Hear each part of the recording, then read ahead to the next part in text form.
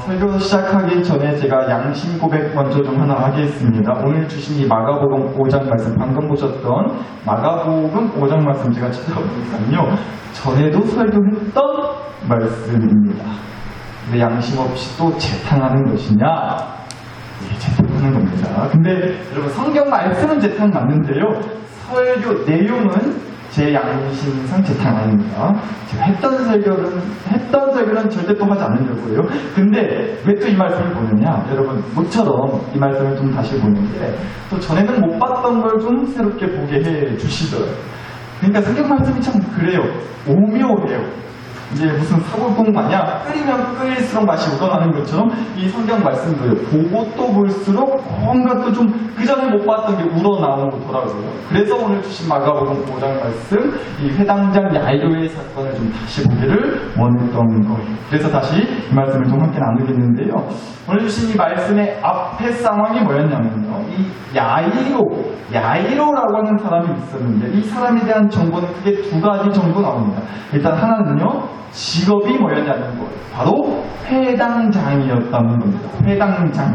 당시에요, 우리 교회처럼, 이런 교회처럼 함께 모여서 말씀을 나누고, 하나님 말씀을 나누고, 또 기도하고, 또 이제 예배하고 집회하고, 그런 장소로 회당이라는 곳이 있었어요. 그런데 그런 회당의 장, 쉽게 말해서 회당에서 제일 이거라는 거예요. 실제로 이제 당시에 이제 회당장이라고 하면요, 이스라엘 민족 사이에서 꽤 높은 위치에 있던 사람이었어요. 사람들을 이제 종교적으로 이끌고 또 가르치고, 또 잘못했으면 혼내고 벌도 주고 했던 그런 일을 했기 때문에 이 사람들이 절대적으로 따랐던 사람이 바로 이 회당장이었습니다. 그러니까 이 오늘 말씀에 나오는 야이로라는 사람도 그런 회당장이었다고 하니, 그래도 나름 좀 그 마을에서 높은 위치에 있었고, 그래서 많은 사람들이 따랐던 그런 사람이었다는 거죠, 야이로가. 그리고 또 하나의 정보는, 이 사람에 대한 정보가 뭐가 나오냐면 바로 이 사람에게는 어린 딸이 하나 있었다는 거예요. 그러니까 다시 말해서 결혼도 했고 자식을 둔 부모였다는 거죠. 저도 아시다시피 가시나 기집애 이렇게 딸 한 둘 있는 아빠로서, 물론 아들도 귀합니다. 아들도 저도 귀하다 했어요. 근데 딸을 둔 아빠로서 저도요, 딸이 또 얼마나 이뻐요. 그리고 그런 말도 있잖아요. 아들은 낳으면 나중에 커서 기차 태워주고, 딸은 나중에 뭐 태워준다고요? 비행기. 여러분, 그래서 제가 이렇게 비행기를 안 타요. 아껴놓고 있어요. 나중에 겁나게 딸들이 비행기 태워줄 거니까요. 아멘. 아직 딸들이 안 커갖고 뭔 말 하는지도 몰라서 아멘 소리를 지금 못 들어가고 아쉬워 죽겠는데, 여튼간에 이 정리하자면 그렇다는 거예요. 야이로라는 사람이 있었는데요, 당시 회당장이라고 하는 직책을 갖고 있어요. 높은 위치에 있던 사람이었다는 거예요. 많은 사람들이 야이로 회당장을 따랐다는 거예요. 그리고 어린 딸을 둔 부모, 아빠였다는 겁니다. 그런데 여러분, 그 어린 딸, 그 사랑하는 어린 딸이 그만 다 죽게 생긴 거예요. 지독한 병에 걸렸는지 사고를 당한 건지 모르겠지만 여튼 오늘 내일 하고 있었다는 겁니다. 그러자 이 회당장 아빠 야이로가 어떻게 했느냐, 22절, 23절을 좀 보실게요. 22절입니다. 회당장 중에 하나인 야이로라 하는 이가 와서 예수를 보고 발 아래 엎드려 간곡히 구하여 이르되, 내 어린 딸이 죽게 되었으니 오셔서 그 위에 손을 얹으서 그 구원을 받아 살게 하소서 하거늘. 말씀드렸어요. 이 야이로는 회당장이었단 말이에요. 회당장은 그 당시 이거였어요. 그런데 야이로가 자신이요, 회당장이든 뭐든지 체면이고 뭐고 다 내팽개치고, 남들 시선이 어쨌든지 주변에서 뭐라고 수군대든지 말든지 체면, 자존심 다 내려놓고요, 예수님 발 아래에 뭐 했어요? 바짝 엎드렸다. 그리고는 간곡히 구했다는 거예요. 간곡히. 아따, 예수님, 나 회당장인데요, 우리 딸이 지금 겁나게 아파 죽게 생겼습니다. 회당장인 내가 여기까지 왔으니까 시간 조금 내주시오. 우리 집 좀 가주셔야겠다고. 이렇게 얘기한 게 아니었다는 거예요. 예수님 앞에서 납작 엎드려가지고 예수님 바짓가랑이를 붙잡는 심정으로 눈물을 쏟으면서 아주 간곡하게 했다는 거예요. 예수님, 내 사정 좀 봐주세요. 지금 예수님한테 형 고쳐달라고 지금 줄 서 있는 사람 한 번 듣는 거 내가 아는데, 나는 지금 당장 죽게 생겼습니다. 오늘 내일 새요 지금 1시간 급하다. 예수님 그렇다고 살려주세요. 제발. 정말 살려만 주시면 뭐든지 하겠습니다. 저 회당장 잘도 내놓겠습니다. 가진 돈 다 드리겠습니다. 살려만 주세요. 빨리 우리 집 좀 와주세요. 제가 제 일이 아니라서 어쩔 수 없이 연기를 했지만 실제로는 얼마나 더 간절했겠어요. 아파가지고 오늘 내일 하면서 누워있는 자식을 둔 부모의 심정, 가족 중에 누가 아파가지고 괴로운 사람의 마음이 얼마나 간절했겠냐. 그런데 할렐루야, 우리 예수님께서요 그 아빠의 큰절함을 헤아리시거든요. 군소리 한마디 하지 않으시고 그 많은 사람을 제껴두시고 야이로 회당장의 집에 곧장 발걸음을 옮겨 신방 가주시기로 했다는 겁니다. 그래서요 이제 야이로와 함께 예수님이 그 집에 가시는 길이었다는 거죠. 그런데 여러분, 드라마 같은 거 봐도 그렇잖아요. 야, 드디어 뭐가 좀 돼도 되겠다. 아이고 주인공 그렇게 고생해서 안 쓰러 죽겠더만 이제 좀 있으면 편네. 아이고 쓰겄네 했는데 또 뭔 일이 터지잖아요. 알고 봤더니 뭐 친자식이 아니었다든지 갑자기 무슨 교통사고가 난다든지 그러면서 갑자기 심각한 음악 나오고요. 다음 이 시간에 이런 거 나오잖아요. 드라마 같은 거. 그런데 아주 그냥 사람 애간장 녹대하는 그 드라마의 한 장면처럼 야이로의 집에 귀엽고 그런 일이 터졌다는 거예요. 그게 오늘 주신 35절 말씀입니다. 35절. 아직 예수께서 말씀하실 때에 회당장의 집에서 사람들이 와서 회당장에게 이르되 당신의 딸이 죽었나이다. 어찌하여 선생을 더 괴롭게 하나이까.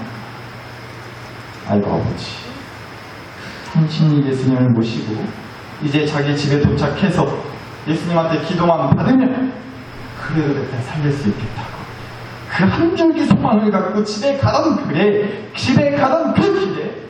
그만 자기 딸이 죽었다는 얘기를 사람들한테서 듣게 된 거예요. 여러분, 그 사람들의 말을 듣고 아빠 야이로의 심정이, 그 마음이 어땠을까요? 그래도 예수님한테 부탁하고 사정하면, 그래 예수님이 자기 집에 같이 와주셔서 기도 한 번만 해주시면, 여튼 예수님이 손 써주시면 자기 딸이 그래도 살 수 있겠지, 죽지 않겠지. 이 예수라는 분이 소문에 못 붙인 적이 없다 하니까 분명 뭐가 돼도 되겠지, 그 믿음 하나 붙잡고 예수님 앞에까지 왔어요. 그리고 대충 부탁하지도 않았잖아요. 회당장이라는 자기 신분, 위치 앞세워서 예수님 앞에서 똥콩 잡고 명령하지 않았단 말이에요. 회당장이니 뭐니 그런 체면, 자존심 다 내팽개치고 간곡히 애원했단 말이에요. 그렇게까지 해서 붙잡았던 마지막 소망이 예수님. 그 예수님이 뭘 해주시기도 전에 자기 딸이 죽었다는 얘기를 들었을 때 아마도 야이로의 심정은 그렇지 않았을까. 이제는 진짜 가능성이 없겠구나. 다 끝났구나. 이제 앞으로 사랑하는 내 딸 없이 어떻게 살지. 자식을 먼저 떠난 부모로 살아야 되는 그 아픔, 슬픔의 앞날을 어떻게 감당해야 될까. 그렇게 밀려오는 두려움이 아빠 야이로의 안에 가지 않았을까요? 그 사람들의 말을 듣고 나서.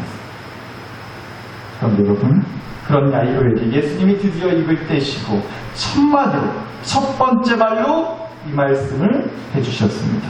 36절을 보실게요. 36절. 예수께서 그 하는 말을 곁에서, 사람들이 하는 말을 곁에서 들으시고 회당장에게 이르시되 뭐하지 말고 두려워하지 말고 뭐하기만 하라, 믿기만 하라 하시고. 예수님이요 야이로를 만나시고 처음 입을 떼고 처음 하신 첫 마디였어요. 두려워하지 말고 믿기만 하라. 그런데 여러분, 그 예수님의 첫 마디가 바로 직전에 야이로에게 했던 사람들의 말, 야이로에게 했던 그 사람들의 말, 어찌하여 선생을 괴롭게 하냐고 당신 내 딸 죽었다고 하는 그 사람들의 말과는 완전히 충돌하는 말이었던 거예요. 여러분, 사람들이 야이로에게 했던 말, 그래서 야이로 옆에 계셨던 예수님도 동달아같이 들었다는 그 말 뭐였어요? 35절 보셨잖아요. 당신의 딸이 죽었나이다. 어찌하여 선생을 더 괴롭게 하나요? 한마디로 뭐예요? 이제 다 끝났다고. 소망같이 말해요. 가능성 없다. 이건 예수님이 와도 안 된다고, 해결 안 난다고, 답 없다는 거예요. 그런 얘기 한 거잖아요. 그런데 그런 말을 듣고 나서 예수님이 하신 말씀은 뭐였다고요? 두려워하지 말고 믿기만 하라. 다시 말하면 무슨 말이에요? 사람들은 다 끝났다 말해도 두려워하지 마라. 남들이 다 구멍 없다고 말해도 두려워하지 마라. 남들이 더 이상 가능성 없다, 답 없다, 방법 없다 말해도 두려워하지 마라. 물론 그런 주위의 말들 때문에 두렵겠지만, 주변의 말들 때문에 진짜 하늘이 무너진 것 같이 두렵겠지만 믿기만 해라. 믿음이 답이다. 그 사람들의 말이 답이 아니라 예수님의 말씀이 답이다. 그러니까 답이 되어주시는 예수님을 믿기만 해라. 예수님의 말씀이 그런 거 아닙니다. 여러분 보세요. 예수님 그런 주변의 말들 때문에 두려움에 사로잡혔을 야이로에게 두려워하지 않고 오직 예수님만 진짜로 믿을 수 있도록 어떻게 하셨는지를 한번 보자는 거예요. 그렇게 말씀하시고 나서 이제 예수님이 야이로의 회당장 집에 도착을 하십니다. 그랬더니요, 당연히 온 집안이 초상집 분위기였겠죠. 회당장의 딸이 죽었다고 하니까 마을 사람들 다 모였을 거 아니에요. 온 마을이 시끌벅적하고 누구는 위로한답시고 한마디씩 하고 누구는 또 그 와중에도 무엇을 잘못해서 이 꼴 났네, 뭐가 문제였었네 그러면서 어떻게든 꼬투리 잡고 흠 잡으려고 또 한마디씩 하고 아무튼 이런저런 온갖 말들이 쏟아졌을 거 아니에요. 그 집 안팎으로. 그런 와중에 우리 예수님께서 뭘 하셨는지를 보자는 거예요. 40절입니다. 40절. 예수께서 그들을 다 뭐 하신 후에 내보내신 후에 아이의 부모와 또 자기와 함께한 자들을 데리시고 아이 있는 곳에 들어가서 예수님이요 사람들을 다 어떻게 하셨다고요?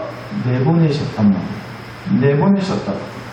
야이로 부인 그리고 예수님의 제자 3명 베드로, 야고보, 요한 이렇게만 빼고는요 사람들을 죄다 밖으로 내보내셨다는 겁니다. 그런데 여러분 우리가 이걸 기억해야 됩니다. 오늘 이 말씀 하나 때문에 오늘 이 야이로 얘기를 다시 보기로 원했던 거예요. 40절 말씀에서 예수님이 그들을 다 내보내셨다라고 할 때 그 내보내셨다라는 말이요 원래 신약 성경에 쓰여진 헬라어 우리가 보고 있는 한글 성경 말고요 헬라어로 보니까 오늘 설교 제목이죠. 에크발로라는 헬라어가 쓰였어요. 이제 이게 한글로 번역해서 내보내다, 내쫓다 이런 뜻을 갖고 있는 거예요. 그런데 여러분 아주 중요한 사실 하나 있습니다. 이 에크발로라는 헬라어가요. 방금 보신 이 마가복음 보고 계시는 이 5장 40절에서 예수님이 사람들을 내보내셨다, 내쫓아내셨다 이때만 이 에크발로라는 헬라어가 쓰여진 게 아니고요. 이 신약성경에 있는 다른 말씀들을 보니까 예수님이 귀신들을 내쫓으실 때도 또 성전에서 장사하는 사람들을 내쫓으실 때도 역시나 마찬가지로 에크발로 내쫓다, 내보내다 라는 이 헬라어가 쓰여졌다는 거예요. 그러니까 결국 뭔 얘기냐면요 예수님께서 야이론의 집에서 사람들을 내보내셨을 때 그 내보내셨다는 건요 뭐 같이 있어도 상관은 없는데 좀 잠깐만 자리 좀 비켜주라고 정 있고 싶으면 있어도 되긴 하는데 이왕이면 잠깐만 좀 나가 있어주라고 이런 수준으로 내쫓고 내보내신 게 아니라는 거예요. 마치 귀신 쫓아내듯이 마치 성전에서 장사하는 사람들 장사하던 물건 싹 다 엎어버리시면서 무섭게 쫓아내듯이 그렇게 내보내셨다는 거예요. 야이론의 집에 있던 사람들. 왜요? 예수님이 뭐였지 성질이 고약하셔가지고 예수님이 참 숙기가 없으셔서 사람들이 있는 게 불편하셔서죠? 당연히 아니겠죠. 40절 말씀 앞쪽으로 한번 보실게요. 40절 앞쪽입니다. 그들이 뭐 했어요? 비웃더라. 그래서 예수님이 그들을 다 내보내셨대요. 사람들이 뭐 했다고요? 비웃었단 말이에요. 그럼 질문, 왜 비웃었을까요? 앞절에 38절, 39절 보실게요. 38절. 회당장의 집에 함께 예수님이 가사 떠드는 것과 사람들이 울며 심히 통곡함을 보시고 들어가서 그들에게 이르시되 너희가 어찌하여 떠들며 우느냐? 이 아이가 죽은 것이 아니라 뭐한다? 잔다 하셨대요. 사람들은요 죽은 야이로의 딸을 보고 떠들고 울고 난리도 아니었는데요 예수님은요 죽은 야이로의 딸을 향해서 뭐라 하셨다고요? 호들갑들 떨거 없다. 죽은 게 아니고 자고 있는 거다. 그러셨다는 거예요. 그러니까 좀 이해가 되시죠? 왜 사람들이 비웃었는지. 아니, 죽은 사람 앞에다 두고 잔다니. 지금 장난하실 때 아니라고 분위기 봐가면서 농담하시라. 분명 숨이 끊어졌다고. 우리가 다 확인했다고. 죽은 게 아니라 어찌 잔다고 말씀을 하시냐. 예수님도 별거 아니네. 소문에 못 고치는 병이 없을 정도로 영하다더만 그거 뜬 소문이었네. 아니, 사람 죽은 거랑 자는 것도 구분 못하는 양반이 무슨 병을 고쳐? 못 쓰겠다고. 이런 생각들 하지 않았겠어요? 그래서 예수님의 말씀에 비웃었던 건 아니겠냐. 그런데 여러분, 핵심은 바로 여기에 있다는 거예요. 그런 사람들, 그렇게 비우는 사람들을 예수님이 뭐 하셨다고요? 에크 벌고 내쫓으셨다고요.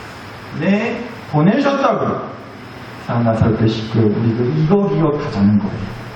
세상은 말합니다. 사람들은 말해요. 당신의 딸이 죽었나이다. 어찌하여 전생을 괴롭게 하나. 딱 봐도 답이 없는데, 더 이상 헛된 소리 하지 말라는, 헛된 짓 하지 말라는 거. 예수고 멋이고 믿음이고 나발이고 더 이상 그런 되도 않는 소망과 기대를 품고서 괜히 또 나중에 괴로워할 일 만들지 말라는 거예요. 헛된 기대와 소망을 품고. 그것도 비웃어요. 비우는 거죠. 믿는다고 달라지는 줄 아냐고. 예수님이 뭐 해줄 줄 아냐고. 되도 않는 소리 말라고. 말 같지도 않은 얘기 하지 말라고. 비웃는다. 그러나 기억하시자고요. 그런 세상의 말들에, 사람들의 말에 예수님은 단호하셨어요. 에크발로 내쫓으셨다고. 보내버리셨어요. 뭐예요? 아예 차단하시는 거예요. 절대 그런 말들에 끌려다니지 않게 하시겠다는 거예요. 그리고 오직 예수님의 말씀에만 집중하게 하시겠다는 거예요. 두려워하지 말고 믿기만 하라고. 사랑하는 나사렛 교회 식구 여러분, 저는요 오늘 그러니까 세상의 말에 아예 귀 닫고 삽시다. 우리 사람들 말 우리 듣지도 맙시다. 이런 얘기 하는 거 아니에요. 참고해야죠. 당연히 귀 기울여야죠. 그렇잖아요. 징그럽게 남의 말 안 듣는 사람들이 있어요. 지만 못해요. 그런 사람 얼마나 피곤해. 말을 해줘도 기똥으로 안 듣는 사람, 우리가 그런 사람 되자는 얘기가 아니라고요. 그러나 주변의 말들에, 사람들의 말들, 세상의 말들에 두려워하지 말자는 거예요. 두려워하지 말자고요. 왜요? 어떻게 해요? 그게 가능하냐고요? 왜냐면요, 우리는 말이 아니라 발이 되어주시는 주님이 있으니까 그게 가능한 거예요. 말이 아니라 발이 되어주시는 주님이 계시다. 그런 사람들은요, 절망적인 말만 툭 쏟아내고 자기들 갈 길 가요. 그러나 우리 주님은요, 내가 두려워하지 않고 믿음으로 살 수 있도록 친히 주님의 발을 옮겨서 내 집으로 함께 와 주셨잖아요. 누구 말 들어야 돼요? 누구 말 들어야 되겠어요, 여러분? 사랑하는 나사렛 교회 식구 여러분, 그러니까 우리도 주님처럼 그러자. 에크발로 하시죠. 나를 두려움에 떨게 하는 말들, 절망에 빠지게 만드는 말들, 내 믿음을 비웃는 말들, 에크발로 쫓아버리자고. 그리고 주님의 말씀을 내 안에, 내 집에 들리시자는 거예요. 주님의 말씀. 여러분, 어떤 목사님이 그러시더라고요. 쥐 있잖아요. 쥐, 생쥐, 찍찍찍하는 그 생쥐. 자기보다 훨씬 큰 고양이 앞에서는 쥐가 꼼짝도 못하잖아요. 쥐의 천적이 고양이라고 하잖아요. 그래서 고양이가 그 쥐 앞에서, 자기 앞에서 야옹 한마디만 해도, 그렇게만 짖어도 쥐가 찌직찌직하고 아주 꼼짝도 못하잖아요. 그런데 여러분, 그 목사님이 연구를 하셨대요. 쥐가요, 고양이를 이길 수 있는, 쥐가 고양이를 이길 수 있는 방법을 그 목사님이 개발하셨다는 거예요. 별걸 다 개발하세요, 그 목사님 여태까지. 어떻게 하면 되냐? 쥐가 고양이를 이기는 방법. 이거래요. 고양이가요, 야옹 하고 6개 그렇게 쏘아 붙이면 쥐가 더 크고 당당하게 칙 하면 된다는 거예요. 그러면 된다는 거예요. 그러면 고양이도요, 이런 쥐새끼가 다 있냐고, 이런 먹으면 털이 생겼다고 하고 그냥 냅대버린다는 겁니다. 우스갯소리로 농담삼아 하신 말씀을 했지만 그 얘기를 듣고 나니까 일리가 있더라고요. 은혜가 되더라고요. 사랑을 받으시고요. 저는 그게 바로 에크발루인 것 같아요. 그래서 이렇게 야옹하면서 내 소망을 팍 죽이는 말들이 있어요. 더는 믿음 갖고 신앙하는 괜한 듯 하면서 괴로워하지 말라고 떠미는 말들 있잖아요. 내 믿음을 비웃는 말들이 있어요. 걷다 대고 찍 하고 큰 소리 치면서요, 우리도 주님처럼 에크발로 해버리자는 거예요. 내 쫓아버리시자고요. 내 보내버리시자고요. 그리고 내 안에 주님의 음성, 주님의 말씀을 들여놓자는 거예요. 두려워하지 말고 믿기만 해라. 그래서 시작입니다. 에크발로 할 수 있게 해달라고 기도했으면 좋겠습니다. 오늘은요, 주신 말씀과 함께 추천 찬송으로 이 찬송을 좀 생각나게 해주셨어요. 바로 찬송가 370장 주 안에 있는 나에게. 그것도 특별히 2절 가사가 이렇잖아요. 그 두려움이 변하여 내 기도 되었고 전날의 한숨 변하여 내 노래 되었네. 주님을 찬송하면서 할렐루야 할렐루야. 내 앞길 멀고 해도 나 주님만 따라가리. 한번 살고 싶고요. 이 찬송가의 가사가 우리의 삶이 되게 해달라는 거예요. 두려움에 떨게 하는 말들, 에크발로에 쫓아내고 두려움을 맞서는 믿음을 주시는 주님의 말씀만 내 안에, 내 가정 안에, 우리 교회 안에 들여보내 주시라고. 이 시간 다 함께 마음 모아서 간절히 기도 올려주셨으면 좋겠습니다. 여러분 자신과 가정과 교회를 위해서 주신 말씀과 은혜를 붙들고 함께 기도 올려드리겠습니다. 함께 기도하시겠습니다. 하나님 아버지.